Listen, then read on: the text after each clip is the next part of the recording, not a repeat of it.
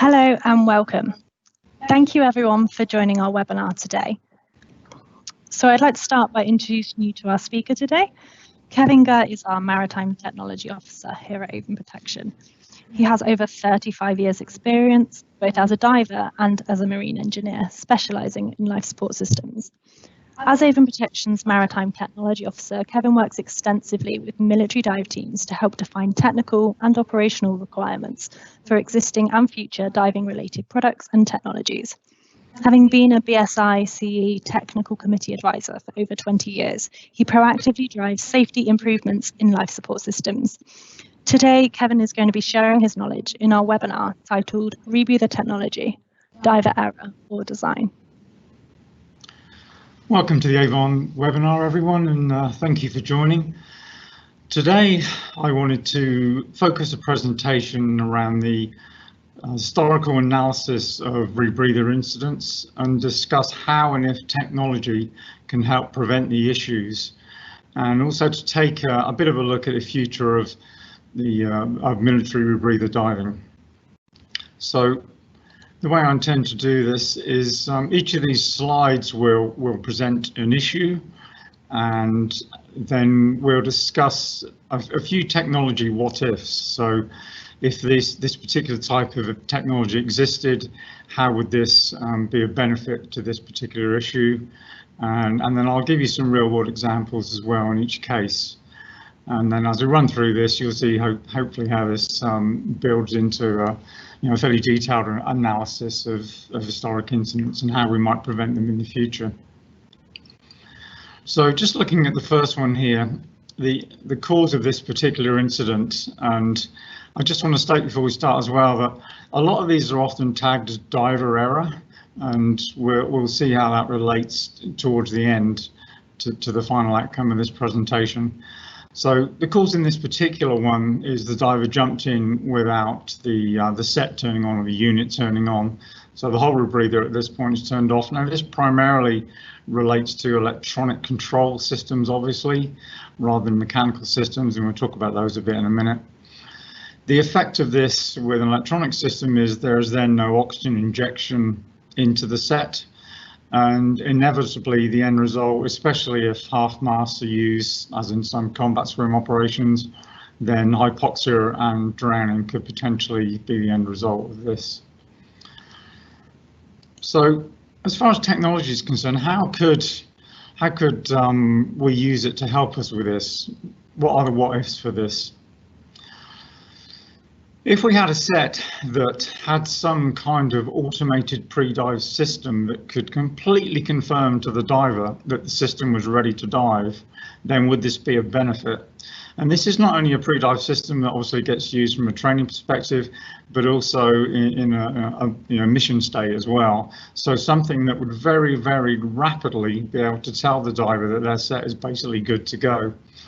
And places where this sort of thing has occurred in the past has been where you, on possibly some sort of training exercise, there's an element of task loading, there's a certain amount of stress to complete the training exercise as well, and as a result, the divers don't perform those final checks and possibly get into the water without the system turned on.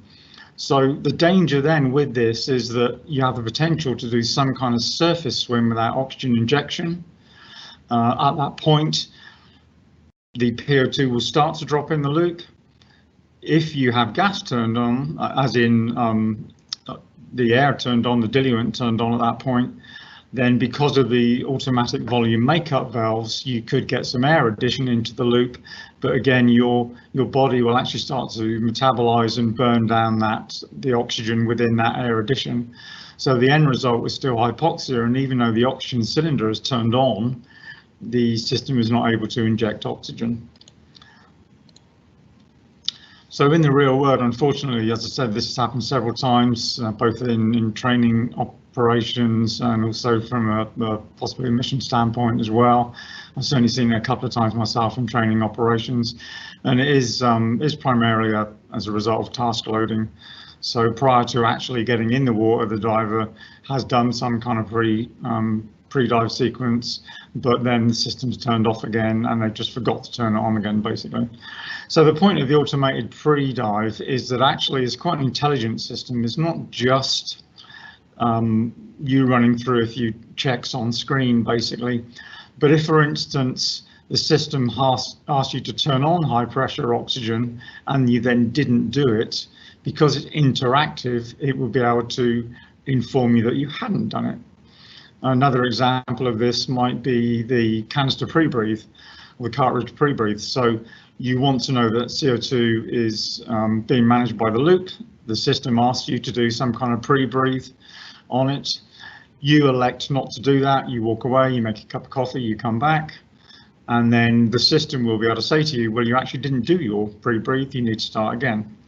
So that's the point of an automated pre-dive system, really, that it is this interactive process. So let's move on to the next one. In some ways this is similar, but this is a bit more specific in that basically the oxygen itself was not turned on, so the high pressure oxygen supply was not available. Again, with the mechanical or an electronic system, there would be no oxygen injection. If we're talking about a semi-closed mixed gas system, the same thing applies. And again, the end result would be some kind of hypoxia and drowning. So looking at the technology, what is for this? There's some very simple ones you could do if oxygen wasn't turned on. So the first one is there would be a gas pressure alarm that tells you there isn't oxygen turned on, there's no oxygen flow into the system, and that can apply to mechanical systems or electronic systems. And certainly historically, some of the older sets were fitted with quite good mechanical alarms to indicate that oxygen was available. The next one, which is a slightly different process, is if you have a depth sensor on the system and you very, very quickly go to depth, then there is the chance that this sensor would then activate, and then that sensor itself would automatically turn the whole system on. So that would catch the descent to depth quickly. But the thing that doesn't really cover you for is if you just do some kind of surface swim. So as in the first slide where the divers got in the water, basically they've just done a surface swim. If you have oxygen turned off at that point, then the only thing you can really detect is the PO2 in the loop and or the breaths that you're taking. So a combination of a loop PO2 sensor and or some kind of breathing detection system would protect you against a surface swim with no oxygen off. So looking at that turn on scenario for a set, if you had a gas alarm, if you had turn on at depth, if you had turn on during a surface swim because of breathing or PO2 dropping, then there should be absolutely no reason why that set would not turn on. And then obviously the last thing that kind of wraps all this up is that if you have the automated pre-dive system and you do complete that properly, you know your set is good to go. But on top of that, if you don't do that for some reason, from let's say from a mission perspective, that is an emergency dive required, then the other things above the automated pre-dive in the list would still turn the set on and allow you to carry on the dive safely. Unfortunately, the real words on this, there's been several issues I've seen over the years with this. They tend to be obviously very early in the dive. They'll often be close to the boat or close to the dock, where basically the diver is just not thinking. And for whatever reason, the oxygen's got bumped off on the set, or they've just not turned it on again. And in a very short space of time near the surface, they become hypoxic. Another area of concern here moving forward is as we start to see more and more sets with embedded open circuit bailout systems or integrated in open circuit bailout systems, then there is a possibility that the open circuit bailout valve in the mouthpiece of the rebreather could be fed from a hypoxic gas. So as we see military sets getting used deeper and possibly helioxes or trimixes being used, then there is a possibility that the primary bailout that the bailout valve is connected to is actually a hypoxic gas. So there's a danger, obviously, of being able to do an open circuit surface swim on a hypoxic gas. So that in itself will become a training element that needs to be addressed.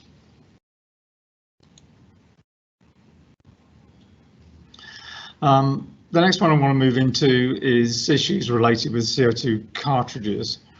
So this particular instance is the diver didn't pack the CO2 cartridge correctly, and there's various designs of CO2 cartridge out there, obviously.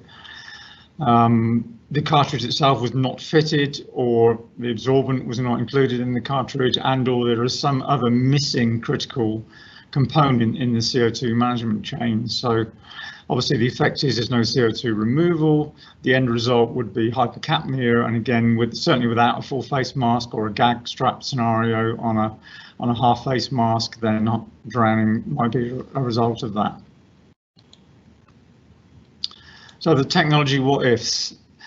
A fairly recent development for underwater systems is CO2 sensors.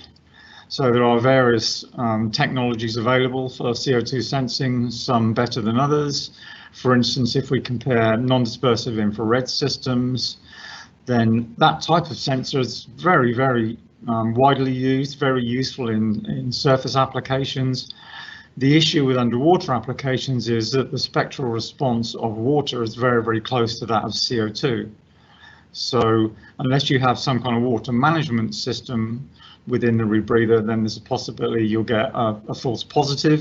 It is a false positive, so it will show a very high reading of CO2. So the mission would have to be aborted early. So it's kind of a fail safe, if you like, but it's still not ideal. Another option is optical systems. So what these are simple gel patches that respond to CO2 and change color. And then there's an optical receiver system that can look at that color change and then predict for CO2 levels. The advantage of that type of system is that they are very, very moisture tolerant, and there isn't really any calibration required, obviously, with either system, to be fair. So certainly CO2 sensing is something that I think we'll see more and more of in modern rebreathers. There's certainly been a lot of issues in the past where the assumption has been that the incident with the diver has been something else, but actually it's been a CO2 related issue. So I think this is a good improvement for the future. Again, automated pre-dive systems. So if you have a prompt within the pre-dive that tells you to breathe the system for a period, and the system can then use the CO2 sensor to tell you what the CO2 is in the loop, then obviously it can point you in the right direction. So I mentioned the real word on this. So obviously CO2 sensors not being in the loop has caused problems in the past. Another area this has occurred with several rebreathers is the diver's ability to correctly pack the absorbent cartridge. So obviously most systems currently use granular absorbent for CO2 removal. There are some solid polymer ones as well, but generally speaking, granular absorbent is still the one that's used the most. And with certain designs, it is fairly easy to not pack the cartridge correctly. You then can get a channeling within the cartridge and a bypass within the cartridge. So the design of that mechanic is very important in this scenario.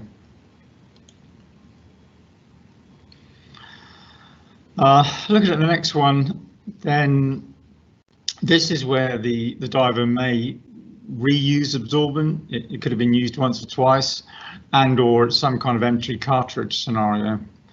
And expanding on this and go back to the last slide a little bit as well, another problem you often get with the mechanics of CO2 cartridges is there are several elements in the chain, in the mechanical chain, that have to function and have to be present. So not only do you need the absorbent cartridge, you need the absorbent itself, you need some kind of CO2 seal, and there may be more than one CO2 seal, and obviously you need the mushroom valves in the mouthpiece to work correctly as well. So the pre-dive will help you with some of those things. If you don't have a good pre-dive, another incident I saw once, talking about the mechanical interlock side of it, is where a diver actually attempted to stand up on the boat and get in the water, and their primary CO2 seal was left on the seat behind them. So without that mechanical interlock, without that pre-dive check that could monitor CO2, then obviously they would have very, very easily got in the water and had a major CO2 incident. So back to this cartridge one a bit more. With the what ifs, obviously a CO2 sensor is going to help you there. So if you have old CO2 absorbent, it's been used several times, it's coming towards the end of its life. If you then start to dive the system, the CO2 will rise very rapidly and the sensor could pick that up, obviously. Again, the pre-dive, because hopefully within the pre-dive is all this mechanical interlocking check. And obviously throughout you'll be asked to do a pre-breathe within the pre-dive, so any rise in CO2 as a result of a missing seal or something else would be detected. As far as the what ifs go here, there's a few with this one really. One of them is just absorbent management, and this I've only really seen this a couple of times within training exercises, but actually one personal event that happened to myself once with this. Obviously we're reasonably careful the way we store scrubber material, and used scrubber material either gets disposed of straight away or it's clearly labelled that it's used for later disposal. But I've been in a scenario where there was some new absorbent and used absorbent in a store, and unbeknown to the dive team, a technician poured some used absorbent into a reasonably new absorbent canister because they basically wanted an empty canister to go and get some water in. Therefore, there was a mix of used scrubber and good scrubber in a 25 kilo container, which then got into the dive team as a mixed event. And at that time there were no CO2 sensors, so there was some hypercapnia that occurred, thankfully in very shallow water, and everyone was recovered safely. Another example here of the kind of interlock side of things and the way the CO2 scrubber helps you as well. There was one incident on a military event a couple of years ago where it's a training event, and towards the end of the week, one of the operators came up to me and said, I believe my CO2 sensor has actually failed. There's a problem with the CO2 sensor. I have a very high level of CO2 in the system. I obviously asked him, did you pack a scrubber? Did you put a scrubber in? He said, of course I put a scrubber in. I've been doing this for years. I'm not some kind of idiot. So I asked him to take the scrubber out of the system. As he took it out, I could see by the look on his face that he'd realised what he'd actually done, and he hadn't put any absorbent at all in the scrubber cartridge. So he'd got partway through the pre-dive with no scrubber in the cartridge. Thankfully, the CO2 sensor detected a high level of CO2, and he was smart enough to come and see the instructor and highlight the problem.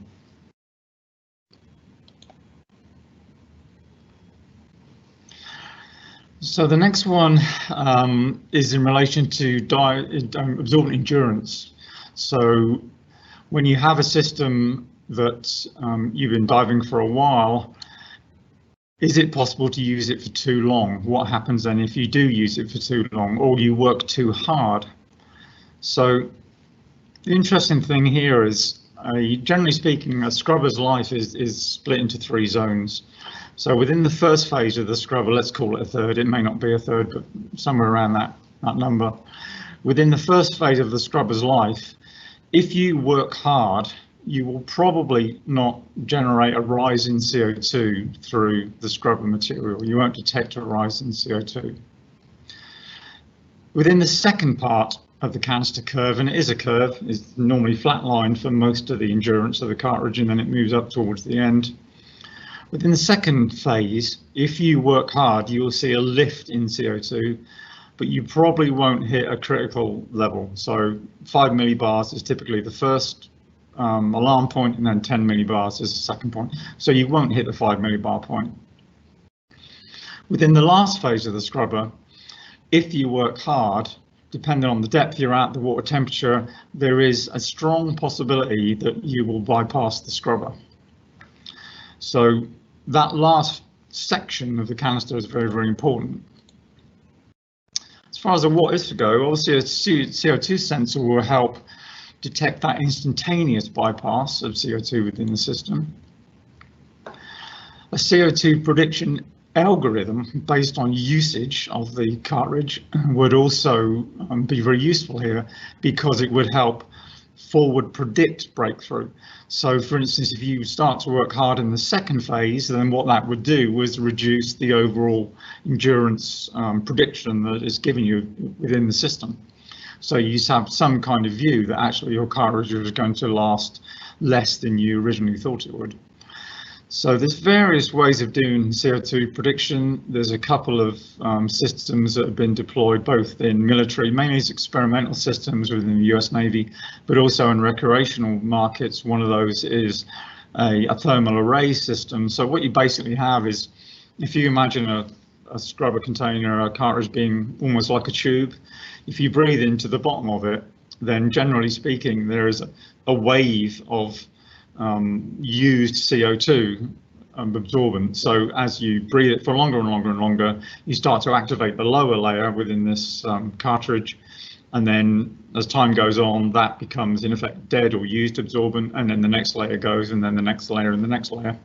So because a byproduct of the reaction is heat, then you have a thermal zone within the active zone of the absorbent. So a thermal array is basically a range of temperature sensors positioned throughout the cartridge that then shows you roughly how much you've got left. Now that is a fairly good system in a reasonably steady state environment, but if you have a massive workload, then that thermal front won't move quickly, and again you could just bypass the system, and that's where the CO2 sensor would come in. Also, if you're diving particularly shallow or in particularly warm water, that prediction system may not be able to detect the front very accurately. So again, the real world with this, I mean, sadly, this has been in fairly serious events where towards the end of a scrubber's endurance, some kind of major event has occurred, some task loading event has occurred that has generated a lot of CO2, a lot of ventilation rate, possibly a rescue, something like that, and therefore the scrubber is just completely bypassed. So without these detection systems, it's just impossible to predict that or manage that. So moving away from CO2 a little bit, this starts to talk about decompression and the related issues there. So historically, within naval dive teams, then tabular decompression tables, written tables, are basically what's used for decompression. Either the diver carries those tables or the surface supervisor controls the dive with those tables.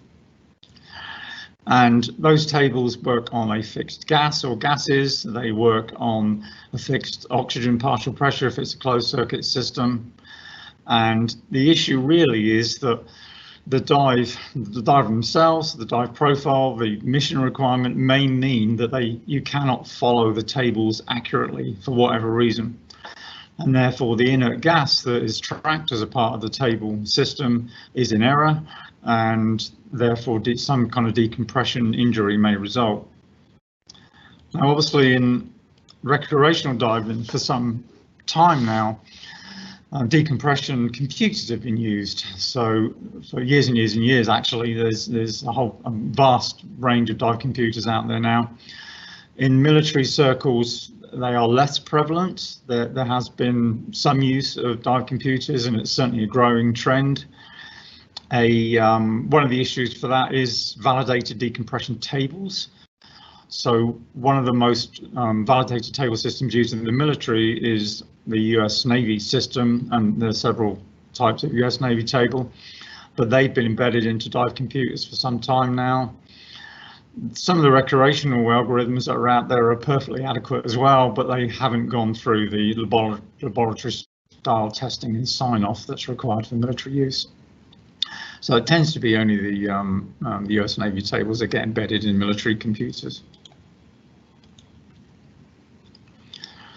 The good thing about using some kind of decompression computer is you can obviously program in any gas, you can put in any oxygen set point, so you can create a level of mission flexibility. Often what navies will do, they will have sets of tables or sets of decompression procedures. So for a deep dive, a shallow dive, one gas, another gas, that kind of thing. And they can be programmed into the dive computers. The other thing about dive computers, obviously, is you are to an extent putting the control back in the diver.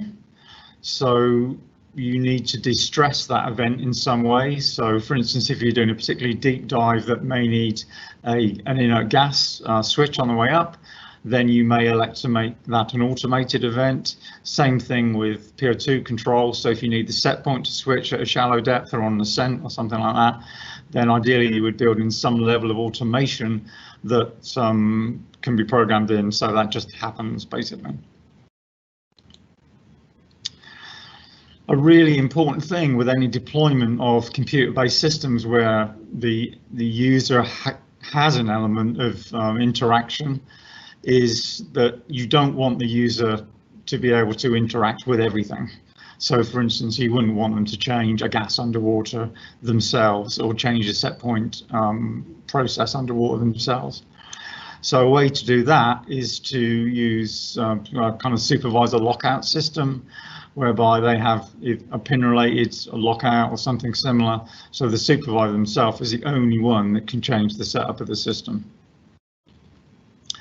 Obviously, the real-world scenario for this is decompression sickness, and there have been plenty of incidents of decompression sickness, not only because of a misuse of the tables themselves, but also due to high workloads.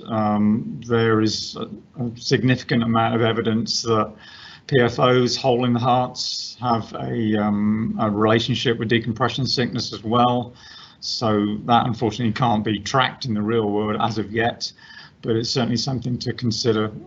So a way that computers can manage this is additional safety factors. You can program in a certain safety factor. You could base that on temperature, you could base it on expected workload. There's a range of things you could anticipate that you could put in as a safety factor, and then that would just basically extend the decompression time.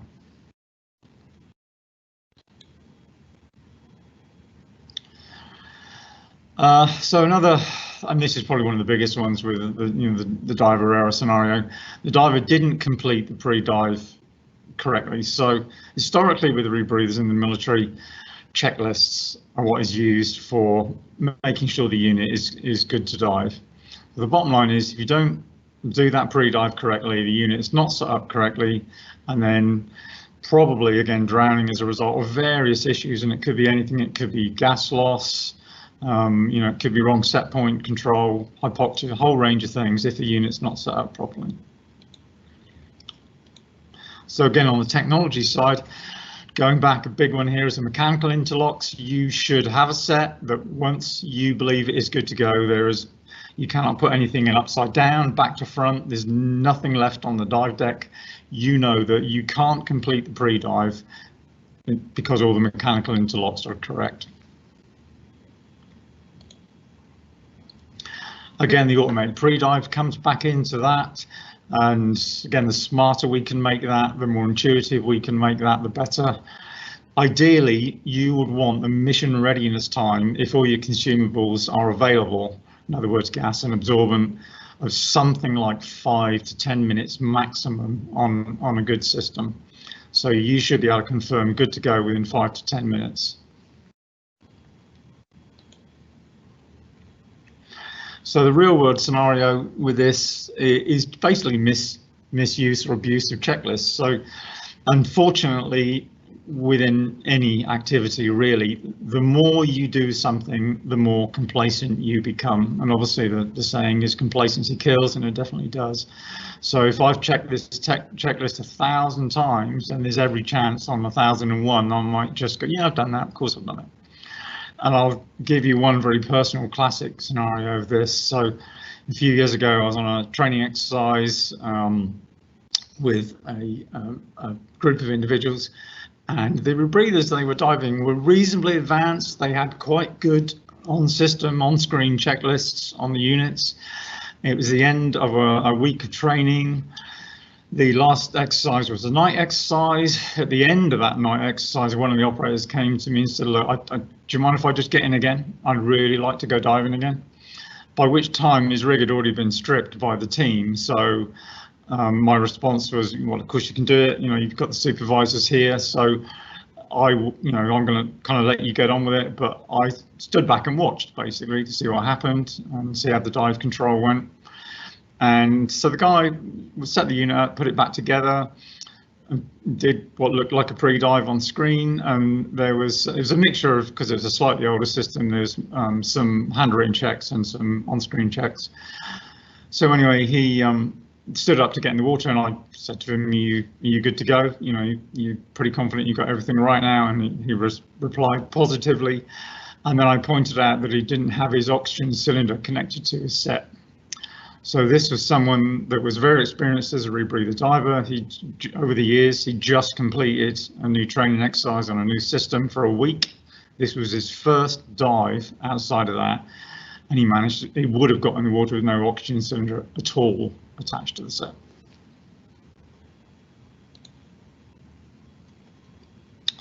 So moving into electronic systems a bit more, then let's start to talk about electronic failure now. So really the primary result of any electronic failure is no PO2 control, no oxygen control, therefore hypoxia, therefore aside from drowning related to that, possibly some kind of decompression injury as well, because obviously the oxygen level is not right in the set, and the computer is trying to work off the right oxygen levels, or the tables are trying to work off the right oxygen levels. And so electronic failure is certainly in recent years, with more and more use of electronic systems, it's something that comes up. So the key point with this is system redundancy. If you design and develop a rebreather now, certainly in Europe, then you are bound to use a standard called EN14143. And EN14143 requires that any design team uses a thing called a failure mode and effect criticality analysis. Basically, it's a redundancy diagram. So as you design the system, you have to decide what the primary functions this system are and must do. And obviously, in this case, it's supply oxygen to the diver more than anything else. So you have to build in redundant chains to make sure that occurs all the time. A classic is 3 oxygen sensors. So instead of 1 oxygen sensor, you would have 2 or 3 oxygen sensors, and then some kind of voting logic occurs should one of the sensors fail. With more modern sensor systems, as in digital sensors, then there is less of a need for multiple sensors. And the reason I say that is with the old galvanic sensors that we've been used to for many decades now, they have several failure modes. They can fail high, they can fail low, they can become clogged and become slow. There's various ways they can fail. The newer digital sensor systems that are becoming available now are pretty much a binary failure. So they work or they don't work. So it's very easy to detect and vote a bad one out of the system. With the older galvanic systems, it is not easy to vote a bad one out of the system. And in some scenarios, you can vote a good one out of the system. So redundancy is very important. Choice of sensors is very important. Also on the redundancies, some of the things you might want to consider are batteries, for instance. Obviously, these are battery systems, they are electronic systems. So multiple batteries is one thing. If you have a microprocessor that's controlling an oxygen life support mode, maybe you need 2. Maybe you need multiple processor paths to do certain things within the system. So consider the processor path through the system as well. Multiple sensors we touched on, so not just O2 sensors, you've got gas sensors in the system now, possibly. You may have a CO2 sensor, you might have a breathing sensor. So consider redundancy in those paths as well.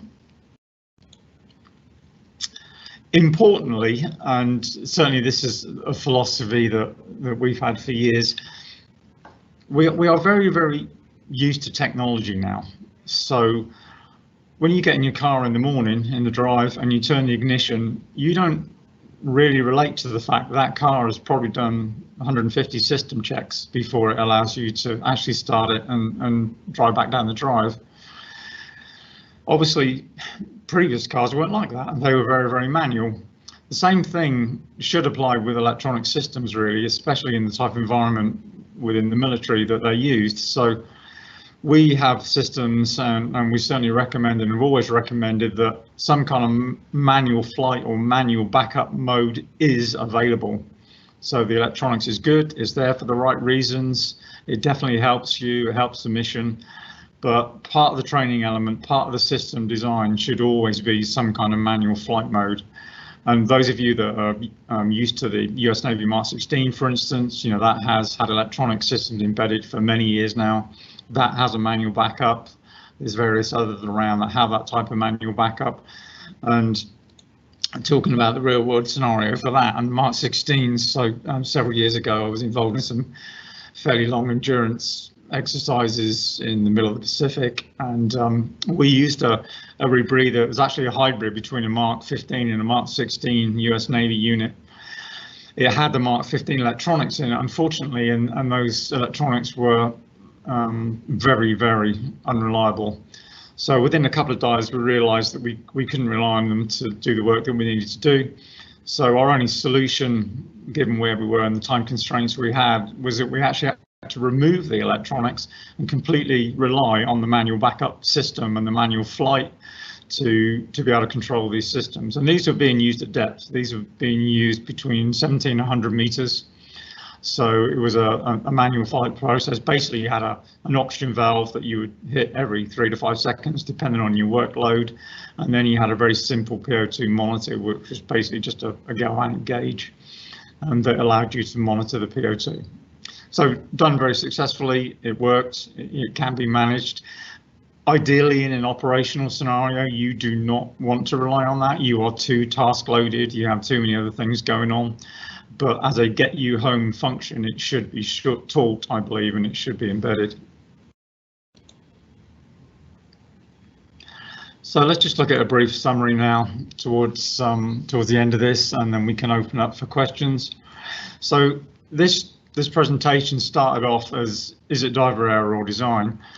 And the point I was trying to make there really is, if you get in a room and do this type of presentation to 30 or 50 people and say how much of this is diver error, and if you haven't discussed the what ifs and just say how much of this is diver error, everyone in the room will tell you that if you get in with the set turned off, you get in with the oxygen off, you don't follow the decompression procedures, all these other things, they are all diver error. The reality is they're all design. They can all be captured within design improvements. So we should never assume it's diver error. If we're going to employ these technologies, though, we need to be really, really careful about using technology for technology's sake. We don't need all the bells and whistles. We have to remember why we're doing this in the first place. Basically, we are providing a transport vehicle for an operator to get to do their job. That's what we have to focus on. So the system that we develop basically has to be seamless for them. They have to be able to get it together easily, get to where they need to go, do whatever they need to do, get back in it, get back on it, and get home without really thinking about it. It's got to be that simple. So it can't be technology for technology's sake, because that creates interfaces that you don't need and you don't want. So the user interface with this type of product has to be very, very straightforward. And an analogy that I use is green is good. So if you have some kind of display system on this, whether it's a head-up display or a wrist display, and taking a HUD as an example, you should have a light in that display, just one single simple light that tells you that everything about this rebreather, whether it's high pressure gas, whether it's PO2, whether it's decompression, whether it's loop integrity, everything is good to go. When you don't have a green light, the next thing you need to know is, what do I need to do? So any alarm that then comes up as a result of not having a green light must tell you what to do. It must be command based. There's absolutely no point in giving an operator 10 sets of sensor readings on a screen and expecting them to take the right action every single time. The task loading, either during training or during missions, is just too great. So you can't expect that to work. So what's the end goal with all this? What we're trying to do is improve safety. There's definitely enough historical evidence to suggest there is a need for a safety improvement. As a result of that, we can improve operability. We can make better user interfaces. We can decrease mission readiness times. We can decrease maintenance periods. if we do all of those, the unit becomes flexible and it becomes more capable. So now possibly you can have one system that you can move between different modes. You can make it a shallow water system, a mid-depth system down to 30, 40 meters, something like that, or you can make it into a deep system. So you have all these options available to you, providing you can hit those goals through design. So that really is the end goal of all of this. So thank you, everybody. I hope this has been intuitive and helpful. So I just want to throw it open now to any questions, and I hope to see you all again soon. So we have had a few questions through. First one is, if the diver did not look at the controller for a PPO2 confirmation before breathing from the loop, what makes him look at the controller for an electronic checklist or an alarm? It depends how you generate the alarms, and alarm blindness is the big issue here. So this is part of the initial software design, for want of a better way of explaining it. So I think the question is, if you have multiple alarms all the time, you're going to get very used to them. You're going to get alarm blindness. So you don't necessarily need to know that the PO2 is slightly high, or the PO2 is slightly low, or the gas pressure is getting near reserve, all these other wonderful things that you could do in a user interface. But you do need to know when something is safety critical. So first of all, to catch the attention, their normal way of thinking should be, I never see an alarm on this set. So when they do see an alarm, whether it's in the handset or the head-up display, which is the primary place to put the alarm, because that's where your field of vision is, then you should instantly respond because you're not used to seeing alarms. Also, the type of alarm should be different to what you normally see. So for instance, a very simple for instance there is a solid green light is everything is good. A flashing light of some sort will immediately get your attention. In an EOD environment, there's something else you can do. It doesn't really work in an EOD environment, which is you can generate some kind of tactile or haptic alarm system where something either vibrates or moves against the body to give you a different style of alarm. Now that definitely does have uses, but as I said, in an EOD environment, you can't really do that because you have to be, low audio signature, low magnetic signature, so that's just not possible. I hope that answers the question. Thank you. Our next question is, how long does an automated pre-dive take ideally, and what is the estimated mission readiness time? So I think I mentioned that. I mean, in an ideal world, if you have consumables packed, so the gas is filled, the scrubber is packed, you should be able to complete a pre-dive in 5 to 10 minutes max. So that's the mission readiness time, basically. Thanks. And we've got just two more, oh, maybe one more as well. How much of this technology is currently in use? It obviously varies manufacturer to manufacturer. Of all the things I presented, I would say something like 75% of it is embedded in some systems. If the question is the technology available as well as an extension to that in-use question, then the bottom line is that all of this technology is available. These sort of things can be developed, can be deployed. There's no technology brick walls here. It's just the requirements and the understanding to do it. Thanks.